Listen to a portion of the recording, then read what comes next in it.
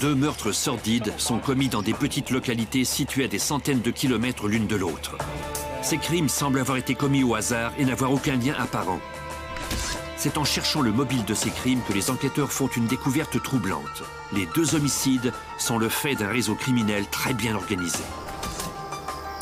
La police et le FBI devront démêler un tissu de fausseté pour arrêter un dangereux gang qui n'hésite pas à tuer pour voler l'identité de ses victimes.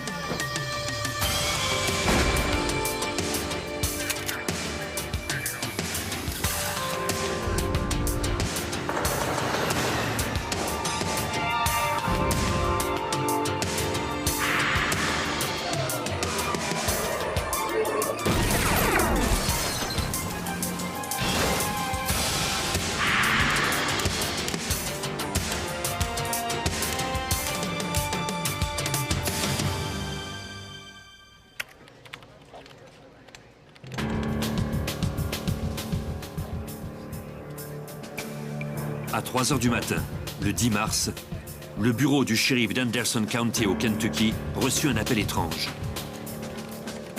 Un homme signala qu'un inconnu se trouvait devant chez lui. Il avait forcé la serrure de sa camionnette, était monté à bord et klaxonnait maintenant sans arrêt.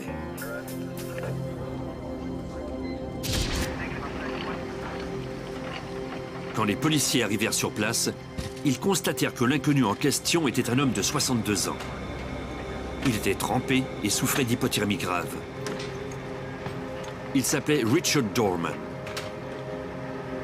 Il déclara que 2 hommes l'avaient enlevé à la pointe de leur arme et qu'ils l'avaient jeté dans la rivière Green.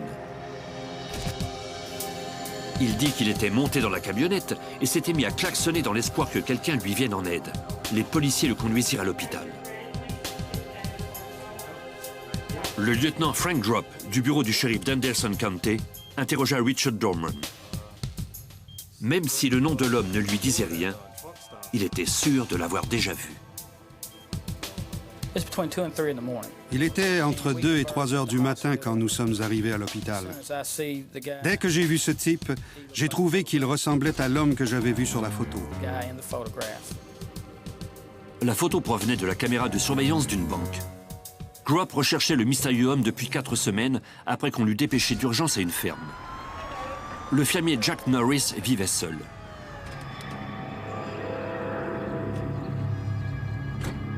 Le 3 février, le lieutenant Drop avait fait une découverte macabre à la suite de l'appel du voisin de Norris à la police.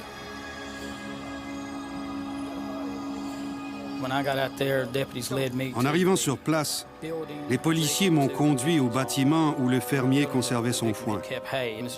De fait, c'était une grange. Elle était remplie de foin jusqu'au toit, mais il y avait un passage sur la gauche. Le corps de la victime se trouvait à cet endroit. En le voyant, on a constaté qu'il s'agissait d'un meurtre. Le corps de Jack Norris était couvert de sang. Il semblait avoir été battu à mort. Quelqu'un lui avait perforé le dos à plusieurs reprises avec un outil.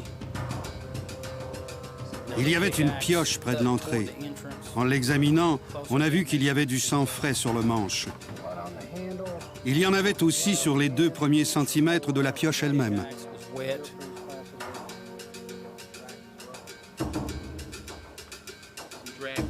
Les policiers continuèrent de fouiller l'endroit.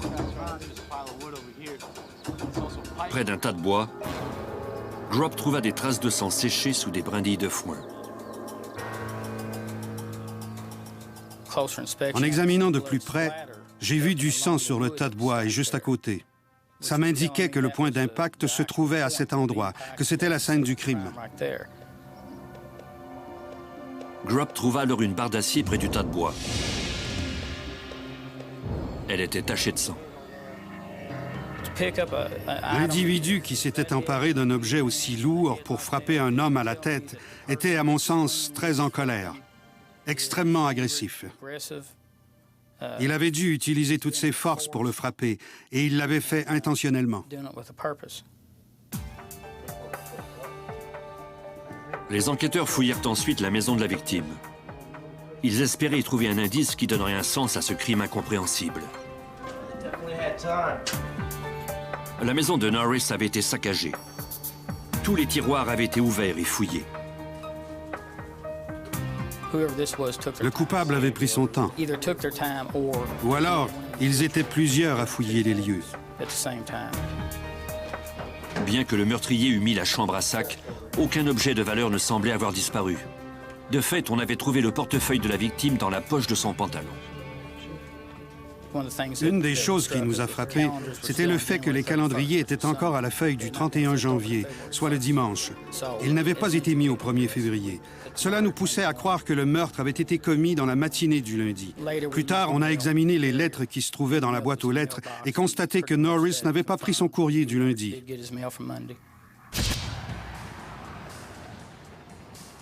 Les policiers ratissèrent le secteur. Les voisins de la victime fournirent alors un indice important. Rapidement, un voisin nous a indiqué que le fermier avait 2 portefeuilles. Or, l'un d'eux avait disparu. C'était celui dans lequel le fermier conservait ses cartes d'identité. L'autre servait à autre chose. Un portefeuille et des cartes d'identité avaient donc disparu. Cette affaire de portefeuille et de cartes d'identité ne faisait qu'ajouter au mystère. Les policiers se rappelèrent alors avoir trouvé une boîte vide de chéquiers dans la maison de la victime. Grubb pense avoir découvert le mobile du crime.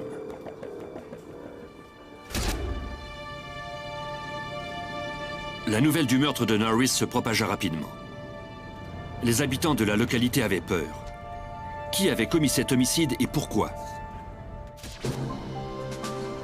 Pendant plusieurs jours, des enquêteurs du bureau du shérif d'Henderson tentèrent d'élucider le crime, mais en vain. Puis, soudainement, la chance leur sourit quand une banque de Union County leur transmit des informations étonnantes. La banque nous a avisé qu'elle avait reçu un chèque tiré sur le compte de M. Norris. Les employés avaient comparé les signatures et constaté qu'il s'agissait d'un chèque contrefait. Les seules choses qui avaient disparu de la maison de Norris étaient des cartes d'identité et des chéquiers. Peut-être que ces chèques manquants pourraient mener jusqu'au meurtrier du fermier. On est allé à la banque. Il disposait d'images de très bonne qualité d'un individu aux cheveux blancs debout au comptoir. Il avait signé du nom de Cleo Campbell. L'homme aux cheveux blancs était en fait Richard Dorman.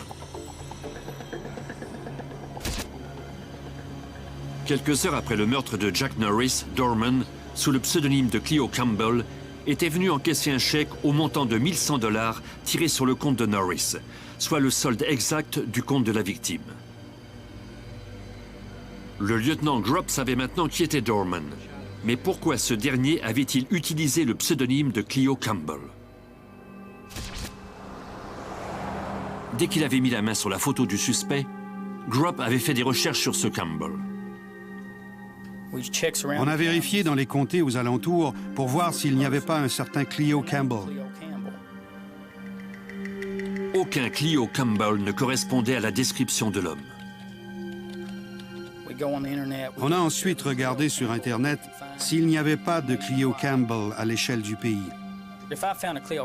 Dès que j'en trouvais un dans un État en particulier, je contactais les autorités locales et l'on m'indiquait alors que ce n'était pas le type qu'on cherchait.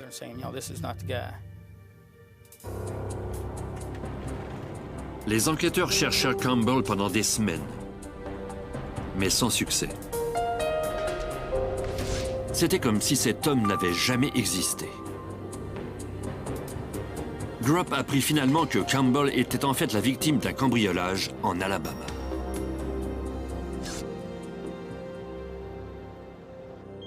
Le mystère entourant Richard Dorman s'approfondissait encore. Le lieutenant Grubb avait beaucoup de questions à poser au suspect. J'ai dit, Cleo, ça ne vous gêne pas que je vous appelle Cleo, j'espère. C'est sous ce nom que je vous ai connu. Ses yeux sont alors devenus tout grands. Dorman comprenait qu'il venait de se faire piéger. Très poliment, il a alors déclaré « Écoutez, messieurs, sans vouloir vous offenser, il s'agit d'une affaire qui s'est passée dans un autre État. Vous allez devoir contacter les agents du FBI. »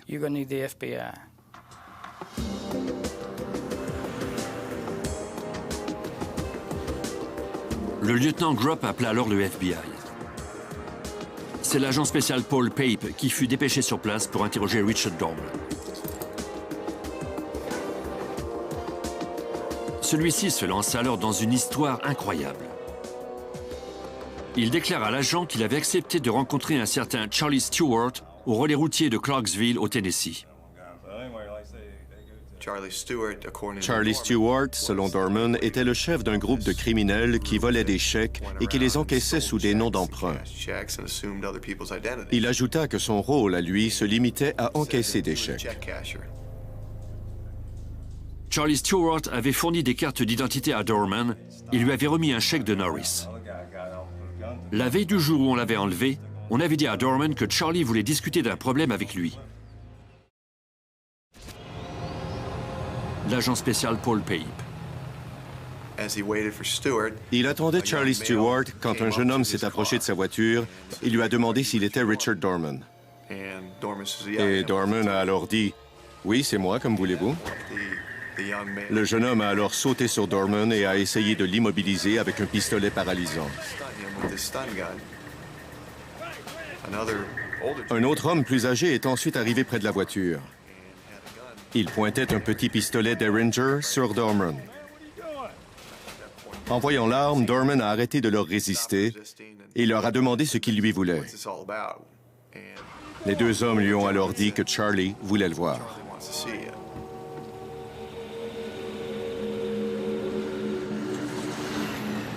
Dorman et les deux hommes prirent la route en direction nord jusqu'à la rivière Green au Kentucky.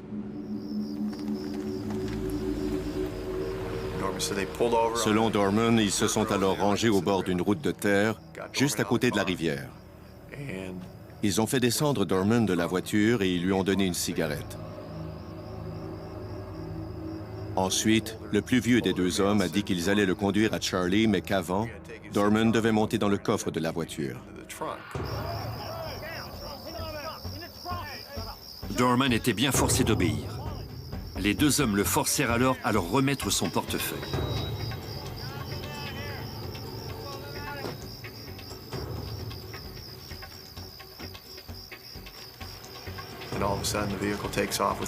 Tout à coup, le véhicule s'est mis en marche alors que Dorman se trouvait dans le coffre. Le véhicule a fait un plongeon de 6 mètres dans la rivière Green. Quand il a touché l'eau, le coffre s'est soudainement ouvert et Dorman a pu en sortir avant que la voiture ne soit immergée. Il s'est agrippé à un morceau de bois et le courant l'a entraîné 100 ou 200 mètres plus loin. Ses ravisseurs croyaient qu'il s'était noyé ou qu'il était mort gelé à cause de la température très froide de l'eau. Dorman déclara aux agents qu'il n'avait jamais vu les deux types auparavant, mais qu'il était persuadé qu'ils travaillaient pour Charlie Stewart. Le lieutenant Grupp était déjà familier avec Stewart. Il croyait en effet que celui-ci était mêlé au meurtre de Jack Norris. Maintenant, il devait le prouver. À Anderson, au Kentucky, un mystérieux homme affirmait que deux hommes avaient tenté de le tuer en envoyant dans la rivière Green la voiture dans laquelle il était prisonnier. Selon lui, un certain Charlie Stewart, qui était déjà connu des autorités, était responsable de cet enlèvement et de cette tentative de meurtre. Le lieutenant Frank Grupp, un enquêteur du bureau du shérif d'Anderson County, connaissait déjà fort bien Stewart. Charlie Stewart était connu dans la région. Il était même très connu. Il avait été mêlé à plusieurs sortes d'activités criminelles. Charlie Stewart était un suspect pour le meurtre d'un fermier du Kentucky. Il était aussi recherché pour un homicide en Alabama.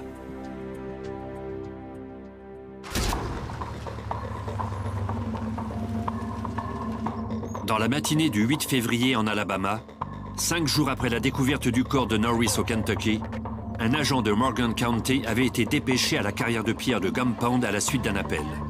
Quelqu'un y avait abandonné une camionnette. La partie avant du véhicule était submergée dans l'eau. Le policier vérifia l'arrière de la camionnette et trouva un vieil édredon, des piles de documents et le corps d'un homme. Les poignets de la victime avaient été attachés. Son visage était recouvert de rubans adhésifs. Il ne respirait plus. Sa poitrine ne bougeait pas. À l'évidence, il était mort. Terry Kelly est enquêteur en homicide au bureau du shérif de Morgan County. Quand un policier est confronté avec ce qui semble être un homicide et que les lieux doivent faire l'objet d'un examen attentif, il note tout ce qu'il peut et appelle les enquêteurs. Quand on arrive, on reprend le travail là où il l'a laissé. Les enquêteurs protégèrent les lieux en attendant l'équipe médico-légale. Le capitaine Mike Corley.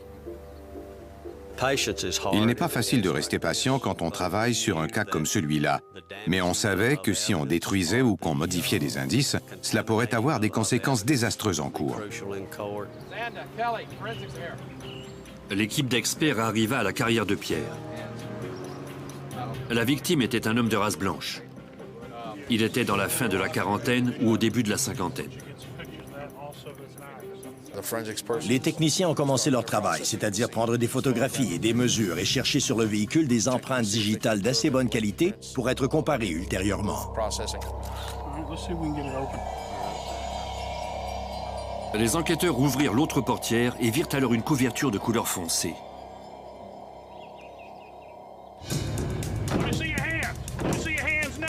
On a vu la couverture bouger. Quelqu'un a crié que ça bougeait. Pour tout dire, on a eu peur. On ne s'attendait pas à ça.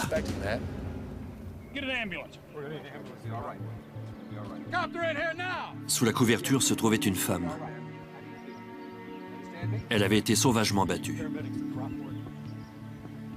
On l'avait attachée elle aussi. Elle avait du ruban adhésif sur la bouche et sur les poignets.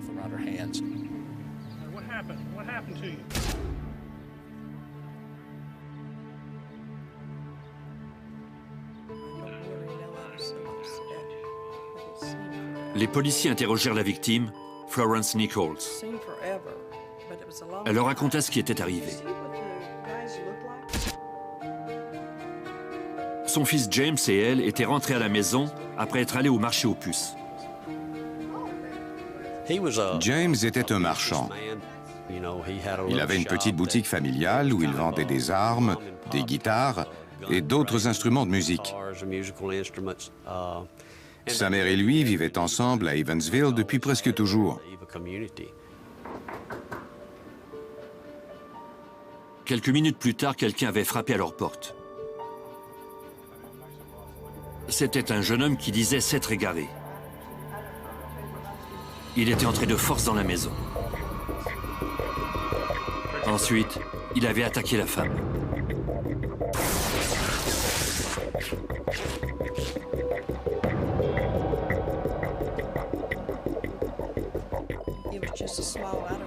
Celle-ci ajouta qu'elle avait entendu une autre voix d'homme. Elle croyait que le jeune homme s'était précipité au fond du couloir où se trouvait son fils James. Quelques minutes plus tard, on l'avait jeté à l'arrière de sa propre camionnette.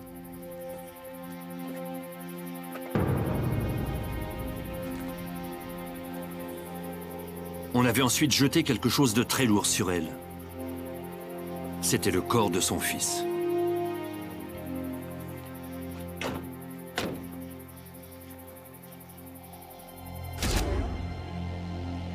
Selon la survivante, la camionnette avait roulé pendant quelques minutes avant de s'arrêter.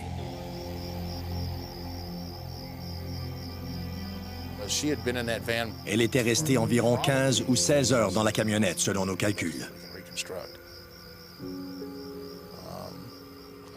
Et pendant tout ce temps, le corps de son fils était étendu sur elle et elle craignait pour sa propre vie. C'était horrible.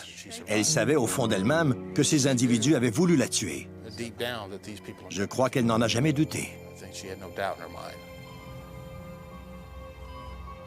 Florence Nichols décrivit ses assaillants. L'homme qui avait frappé à sa porte était jeune, au début de la vingtaine. Elle n'avait cependant pas vu son complice. Elle ignorait pourquoi il s'en était pris à son fils et à elle.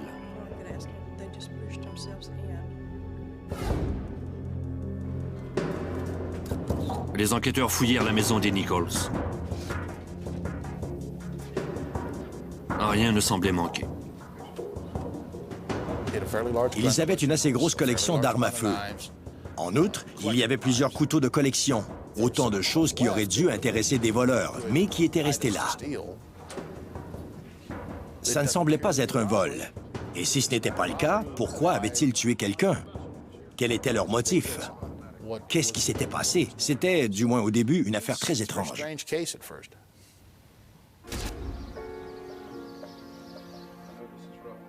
Les enquêteurs retournèrent à la maison des Nichols. Ils voulaient l'examiner une seconde fois, au cas où ils auraient manqué quelque chose plus tôt. Cette fois-ci, Florence Nichols leur dit qu'elle avait soigneusement examiné ses effets personnels et découvert que certaines choses avaient disparu. Des armes à feu de collection, des couteaux, environ 200 $ en argent liquide et le chéquier de son fils. Ces chèques allaient être encaissés quelque part avec une fausse signature. On savait que ça pourrait nous mener au coupable. Par conséquent, la disparition de ce chéquier était une bonne nouvelle.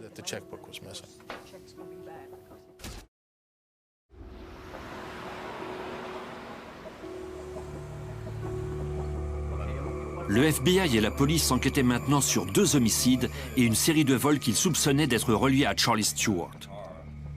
Il y avait des ressemblances troublantes entre les meurtres de l'Alabama et du Kentucky. Le lieutenant Frank Gropp. Comme Charlie Stewart venait de la région, le lien était évident. En outre, ce second meurtre ressemblait au premier. Apparemment, un homme avait été assassiné en Alabama pour ses cartes d'identité et il semblait que c'était le cas ici aussi. On s'est alors concentré sur Charlie Stewart. Les agents apprirent bientôt que la veille de la découverte du corps, un policier avait été dépêché à la carrière de Pierre à la suite d'un appel. Un habitant du secteur s'était fait voler son tracteur. Quand le policier était venu examiner l'endroit, il avait vu une Pontiac Grand Prix 1977 de couleur grise. Le capot du véhicule était encore chaud, mais le conducteur était introuvable. Le policier avait noté le numéro de plaque d'immatriculation et s'était ensuite mis à la recherche du conducteur. À son retour, la Grand Prix avait disparu. Ce véhicule était garé à seulement 140 mètres de l'endroit où l'on avait trouvé la camionnette le lendemain matin. Le capitaine Mike Corey. C'était une coïncidence trop étrange pour que ça ne soit pas relié à notre affaire. La Grand Prix constituait maintenant la meilleure piste des policiers. L'enquêteur Terry Kelly. On a décidé de transmettre la description de cette Pontiac grise à tous les patrouilleurs de la région. Les médias avaient des scanners et ils ont capté notre message. Ils nous ont demandé de quoi il s'agissait. On leur a dit qu'on cherchait ce véhicule qui pouvait avoir un lien avec une affaire d'homicide. On voulait interroger les gens qui le conduisaient et leur demander s'ils avaient vu ou entendu quelque chose d'étrange le soir en question. On a reçu plusieurs appels de gens qui croyaient avoir vu quelque chose.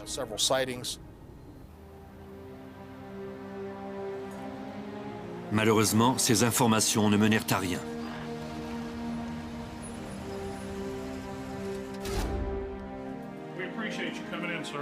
Quelques jours plus tard, un homme contacta le bureau du shérif de Morgan County avec une piste prometteuse. Il déclara aux enquêteurs qu'ils devraient examiner de plus près un certain Larry Butler, qui possédait une Grand Prix de couleur grise. Selon l'homme, Butler avait quitté la ville en moto à peu près au moment du meurtre de James Nichols. La Grand Prix avait disparu depuis.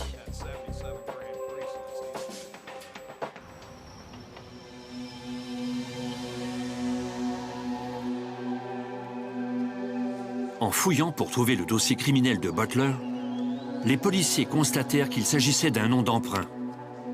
Le vrai nom de cet homme était Charlie Stewart. Il avait plusieurs noms d'emprunt et beaucoup de crimes à son actif. Des vols, des cambriolages, des crimes violents. De plus, il y avait un mandat d'arrêt contre lui en Floride. Quand on se retrouve avec un type qui a un casier judiciaire aussi important et qui disparaît la nuit d'un homicide sans que personne n'ait de nouvelles de lui, ça ne peut qu'éveiller nos soupçons.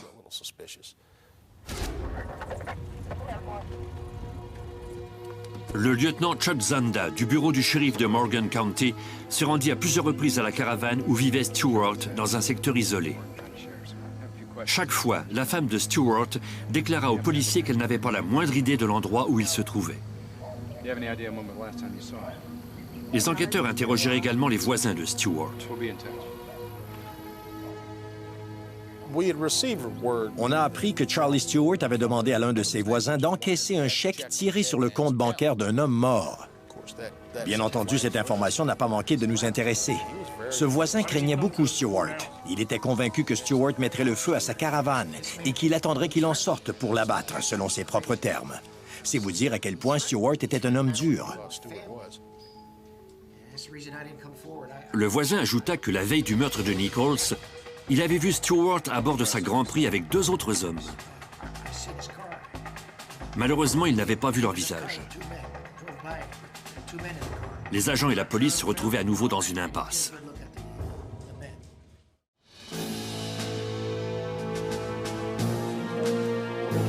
Le FBI participait à une chasse à l'homme pour retrouver et capturer le présumé meurtrier Charlie Stewart et démanteler son réseau de vol d'identité. Les agents tenaient déjà l'un de ses complices, Richard Dorman. Mais celui-ci n'avait pas pu les aider à retracer le fugitif. Après plusieurs semaines de vaines recherches, le FBI eut enfin un coup de chance. L'agent spécial Paul Pape. Une femme m'a appelé pour me dire qu'elle avait des informations qui ne manqueraient pas de m'intéresser. Elle a déclaré que les responsables de ces meurtres étaient Billy Lyon et son père, Larry Lyon, qui venaient tous deux d'Henderson, au Kentucky. Billy Lyon avait confié à l'informatrice qu'il avait l'intention de dévaliser un marchand de tabac à Evansville, en Indiana, où il avait déjà travaillé. Il projetait de tuer le gérant et de voler ensuite le coffre-fort du commerce.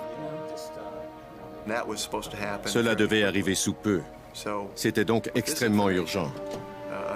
Non seulement on devait résoudre 2 meurtres, mais en plus, il y en aurait vraisemblablement un 3e. Il fallait agir immédiatement.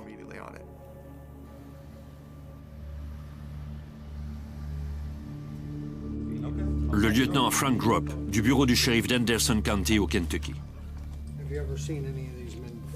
L'agent Paul Pape, des agents de police municipaux et moi-même avons préparé une séance d'identification et l'on a montré à Dorman les photos de 6 hommes qui se ressemblaient tous plus ou moins. Dorman choisit sans mal les photos de Larry Lyon et de son fils, Billy Lyon, âgé de 18 ans.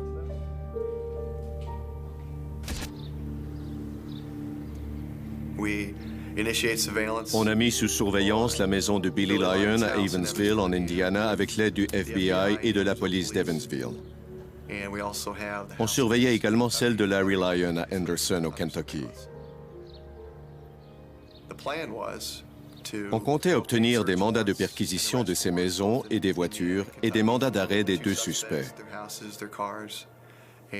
On procéderait à ces perquisitions simultanément avec l'aide des services de police de ces localités.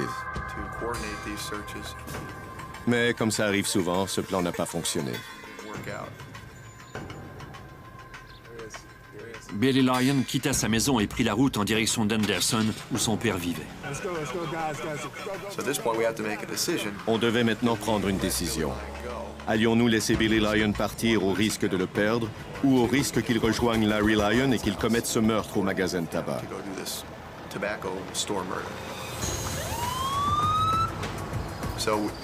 Il nous est alors apparu plus prudent d'arrêter Billy Lyon.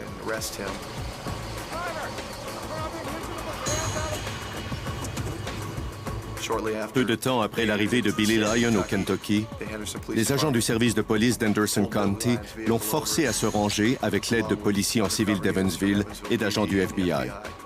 Ils l'ont alors arrêté.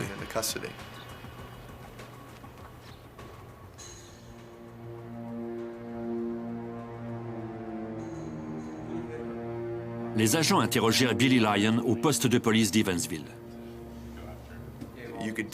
On pouvait voir par son attitude qu'il savait que ses beaux jours étaient terminés. Visiblement, il n'avait pas envie de nous parler.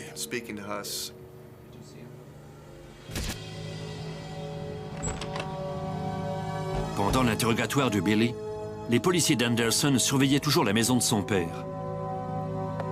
Ils virent alors Larry Lyon partir à toute vitesse.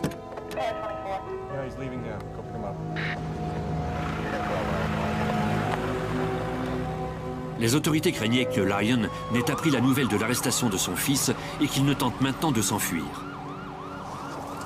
Le lieutenant Frank Gropp. Je crois qu'à ce moment-là, une voiture de patrouille municipale se trouvait derrière lui et devait l'arrêter. Le patrouilleur devait toutefois attendre l'arrivée d'autres agents. Larry Lyon n'a jamais permis que ça se passe ainsi.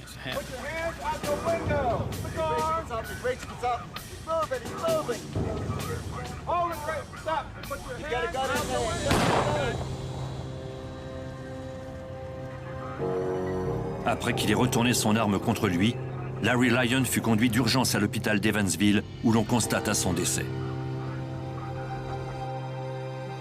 Au poste de police d'Evansville, l'agent spécial Paul Pape poursuivit l'interrogatoire de Billy Lyon. Si je lui annonçais que son père venait de se tuer, l'interrogatoire serait fichu. Et ça aurait été normal. Je ne lui ai donc pas parlé de son père à ce moment-là. J'ai poursuivi l'interrogatoire. Au début, c'était très difficile de lui faire dire quoi que ce soit. Il a commencé à s'ouvrir quand je lui ai dit que je connaissais Charlie Stewart et que je savais qu'il était derrière tout ça. En tout cas, je savais que c'était lui qui leur avait donné l'ordre à son père et à lui de commettre ces meurtres. Et la première chose que Billy a dite, c'était que Charlie Stewart était un détraqué. Ensuite, il nous a parlé des meurtres de Jack Norris et de Nichols en Alabama, et de l'enlèvement de Dorman où ils avaient envoyé sa voiture dans la rivière. Il a fait porter tout le blâme sur Stewart. Selon lui, c'était Stewart qui leur avait donné l'ordre de commettre ces crimes.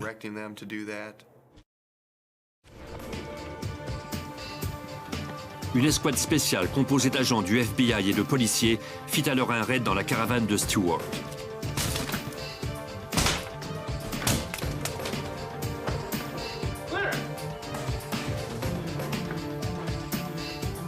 L'agent spécial Scott Brashears. On n'a rien trouvé relativement au meurtre, mais on a quand même découvert plusieurs choses intéressantes. Notamment le fait qu'il avait pratiqué un trou dans le plancher de sa caravane pour pouvoir y entrer et en sortir à sa guise.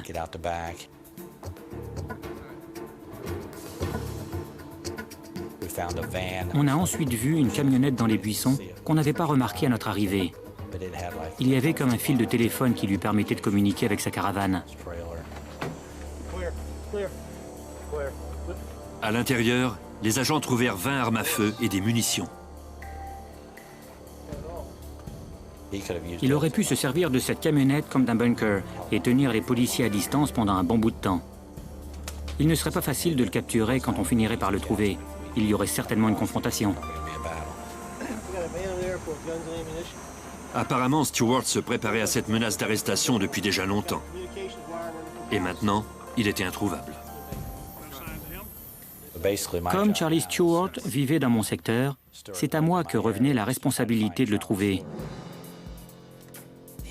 Même si c'était un individu violent, il attachait beaucoup d'importance à sa famille.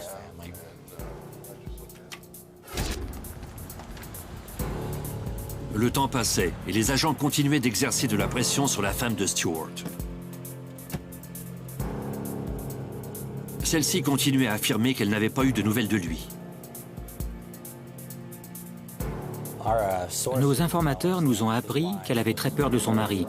Même si elle le protégeait, il lui faisait très peur.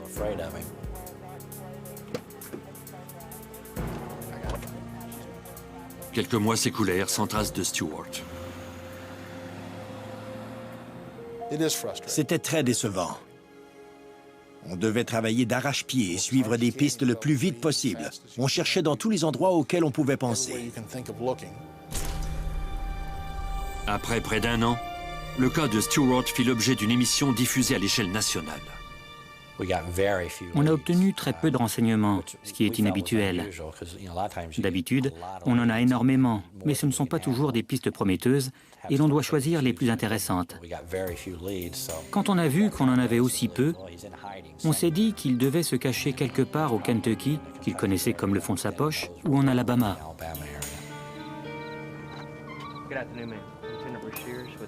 Les agents retournèrent interroger les voisins du fugitif. Malheureusement, ceux-ci craignaient trop Charlie Stewart pour répondre à leurs questions. Si Stewart découvrait qu'il nous avait parlé ou donné de l'information, il s'arrangerait pour les faire tuer. Ils en étaient convaincus. Ils avaient tous peur de lui et ne voulaient pas donner d'informations. Mais avec le temps, j'ai pu gagner la confiance de quelques personnes qui ont bien voulu coopérer. Elles ont fini par comprendre, malgré leur peur, qu'il vaudrait mieux pour elles que Stewart soit arrêté plutôt qu'en liberté. Bientôt, les voisins de Stewart commencèrent à donner des informations aux agents. On a découvert que sa femme avait acheté un sac de couchage et qu'elle achetait aussi des vêtements bien trop grands pour ses enfants. Elle s'était procuré des bottes de pointure 11. Or, aucun de ses enfants ne portait des chaussures aussi grandes. Elle avait un enfant de 14 ans, mais j'étais presque sûr qu'il n'avait pas d'aussi grands pieds. C'était un signe que Stewart se cachait quelque part dans le secteur. Les autorités décidèrent de changer d'approche. On a développé des liens avec plusieurs informateurs qu'on voulait envoyer parler à la femme de Stewart. On désirait qu'il lui pose quelques questions de façon informelle. Le FBI fit appel à un ami de Stewart qui avait accepté d'aider les autorités. L'homme connaissait le suspect depuis plusieurs années.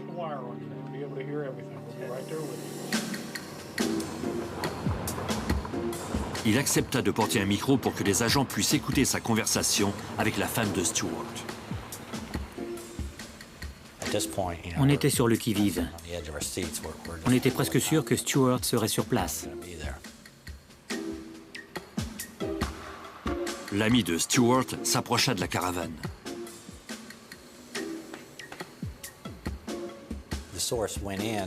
L'homme s'est approché. Il n'y avait alors personne. Il a frappé à la porte, n'a rien vu. Il a dû revenir sur une route de terre vers sa voiture. Une fois dans son véhicule, il a regardé dans son rétroviseur et il a cru voir quelqu'un à la caravane. Il croyait que c'était Charlie Stewart. Il a tourné la tête mais n'a rien vu. Il nous a dit « Je suis sûr d'avoir vu Stewart près de la caravane. Je l'ai aperçu pendant une fraction de seconde et quand je me suis retourné, il n'était plus là. Mais je suis persuadé de l'avoir vu. » L'agent spécial Paul Pape. Qui sait ce qui aurait pu arriver? Était-il armé à ce moment-là? Et ça aurait été une opération suicide que d'essayer de l'arrêter. On ne peut pas contraindre quelqu'un à se rendre dans les bois. On doit plutôt essayer de faire sortir le renard de sa tanière. Les agents et les policiers devaient trouver un moyen de piéger le dangereux fugitif.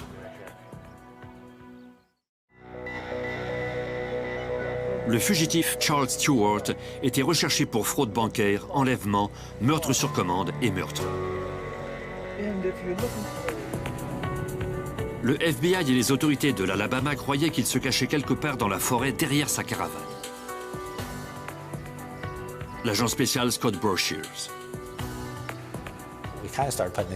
On supposait qu'il vivait dans les bois, soit dans une tente ou dans une petite grotte. Au coucher du soleil, il allait peut-être rejoindre sa famille et, dès l'aube, il repartait dans les bois. Je me suis rendu à cet endroit avec 3 ou 4 hommes et l'on a exploré la forêt comme si on était de simples chasseurs. Les agents trouvèrent des indices selon lesquels Stewart vivait effectivement dans les bois. Chuck Zanda et Terry Kelly du bureau du shérif de Morgan County firent alors appel à une unité canine pour le dépister. Je cherchais Charlie Stewart depuis presque 1 an. J'avais investi beaucoup d'heures dans cette enquête sans jamais le trouver. Je n'étais pas très optimiste. Sinon, j'aurais demandé à beaucoup plus d'hommes que ça de m'accompagner. Non loin de la caravane, Les chiens flairèrent une piste. L'enquêteur Terry Kelly. Les chiens ont senti quelque chose. Ça s'est passé très vite et presque dès le début. La traque a alors commencé.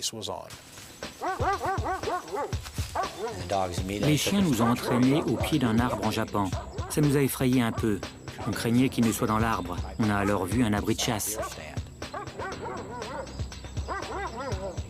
Il était vide. Mais de fait, les agents n'étaient pas très loin derrière Stewart.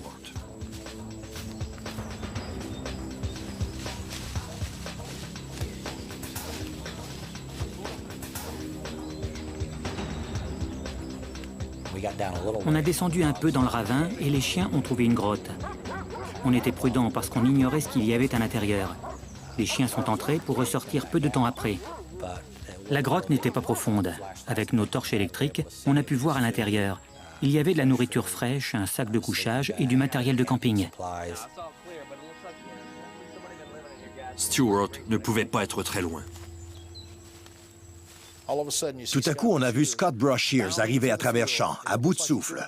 Il est venu nous dire qu'ils avaient trouvé quelque chose, qu'ils avaient trouvé une grotte. On était sur le point de le capturer.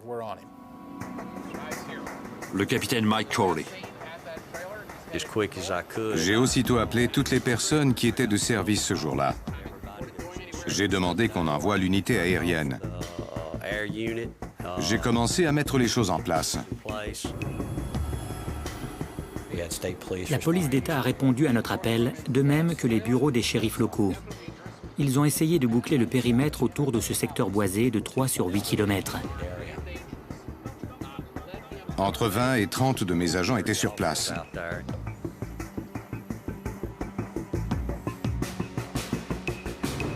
Quand l'unité canine eut signalé sa position, Corley plaça ses hommes stratégiquement. Chaque fois que je le pouvais, je faisais avancer mes hommes de 100 mètres. Je voulais resserrer le filet le plus possible et m'assurer que notre suspect ne pourrait pas nous échapper. Après environ 3 heures de recherche à travers les bois, j'ai finalement entendu sur ma radio les policiers dire qu'ils avaient vu un homme courir dans la forêt. Stewart était piégé. Il brandit une arme à feu.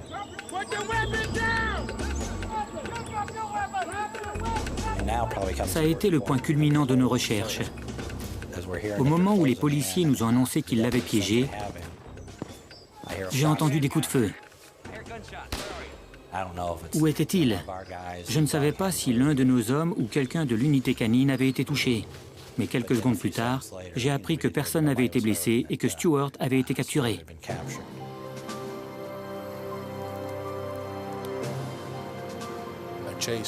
Les recherches étaient terminées. De très, très longues recherches. On avait commencé près d'1 an et demi plus tôt. Charlie était un homme terrifiant. Son regard était glacial. Il était vraiment d'une froideur terrifiante.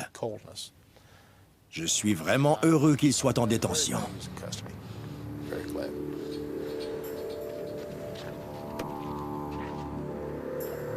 En janvier 2002, Stewart et son gang ont comparu devant les tribunaux et ont été reconnus coupables de fraude bancaire, d'enlèvement et de meurtre. Richard Dorman a écopé de la prison à vie pour son rôle dans ces crimes. Billy Lyon a également reçu une peine d'emprisonnement à vie. Quant à Charlie Stewart, il a été reconnu coupable de tous les chefs d'accusation qui pesaient contre lui. Il a été condamné à la prison à perpétuité sans possibilité de libération conditionnelle. Les autorités croient que Charlie Stewart a conçu et dirigé toute l'opération. Il a ordonné à Larry et Billy Lyon de voler Jack Norris et James Nichols.